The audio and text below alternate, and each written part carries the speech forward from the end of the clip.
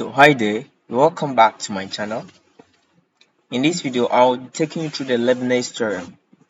So this is a relevant term used in finding the higher order derivatives of some special functions. So let's see what the term says.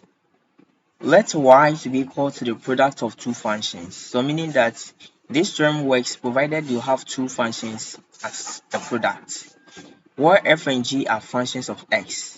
Then the nth derivative of y. So if you want to find the nth derivative of any function comprising the product of two separate functions, then the Leibniz theorem has summarized it as the ny, where this n means that whether it's the first, second, third, fourth, fifth, because we are in the realm of higher order derivatives, is equal to the summation from 0 to n, where n here is still what, whether first, second, third, or fourth, or fifth, right? Then multiplying dr, dt here is the derivative, so r here represents any value here, okay? Then this represents, like, it looks like binomial expansion, okay? Binomial expansion. Yes, so binomial expansion. So let's see how we can apply this term to solve our problem. It says find the third derivative of y is equal to x squared multiplying e to the power x. So how do I do that? So to use the Leibniz theorem, I'll write my function y is equal to x squared e to the power x. What becomes my g and f? Because it says we have f and g as two separate functions, okay? So now I can say that my x squared becomes my f, my e to the power x becomes my g. So once I have these two functions, I can come straight to the function and make my substitution. Remember, it says find the third derivative, meaning our n is 3. So d3y is equal to 3 summation r equals 0, 3, 0, d3g, d3 minus r, which is 3f, right? So actually, the summation here is representing what? Sum from 0 to what? N. So I'm just making substitution here. But see, g and f are these functions. So to make the right substitution, what you're going to do is you write your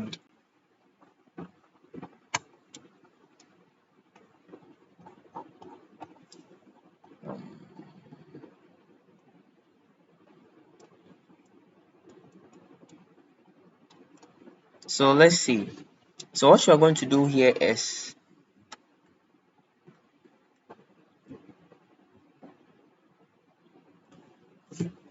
we want to make substitution for our Leibniz theorem, right?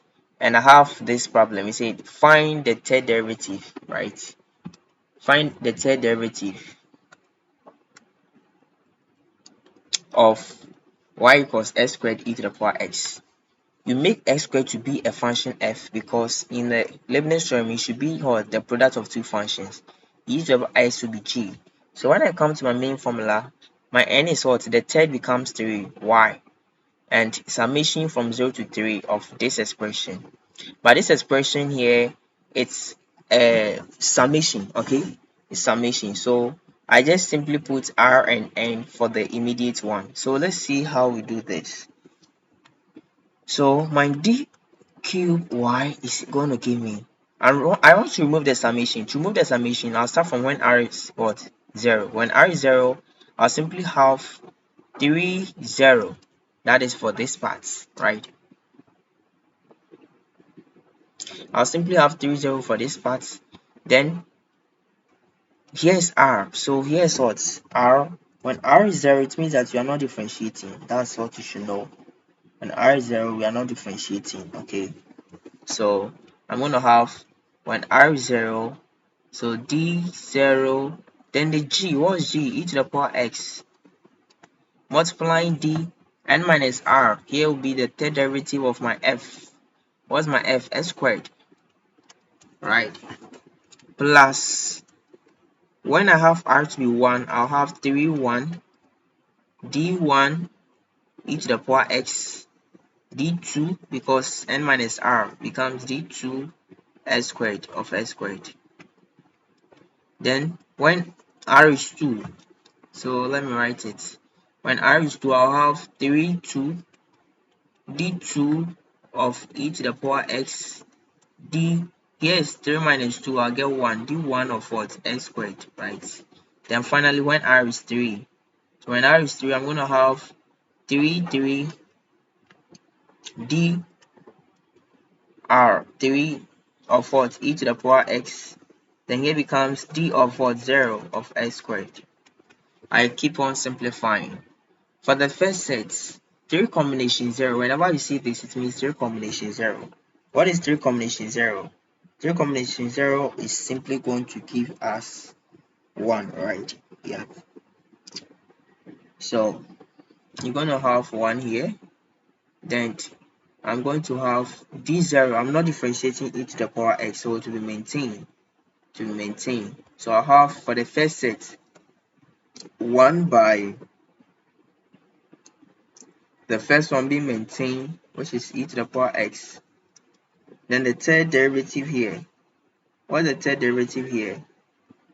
I have the 3 means third derivative of x squared. So x squared, when I differentiate it first, I'll have what? 2x. Second, I'll have x, third 0. So multiplying 0. Right? Yes. Plus 3 combination 1. 3 combination 1 is going to give us 3. Okay. So I'm going to have 3. You punch it on a calculator to get it. The first derivative of e to the power x is still e to the power x. Then second derivative of x squared is what? X. Sorry, 0. Or second derivative of x squared. The first will give me 2x. Second will give me x. Will give me 2. Sorry, not x, 2. So I'll have 2 like this. Plus, when I come here, I'll get 3 combination 2. 3 combination 2 is also the same as 3 combination 1, which is giving us 3. Right? Multiplying our second derivative of e to the power x, which is e to the power x because it doesn't change. And our first derivative of x squared, which is what? 2x. Okay? Then plus 3 combination 3. What is 3 combination 3? So 3 combination 3 here is also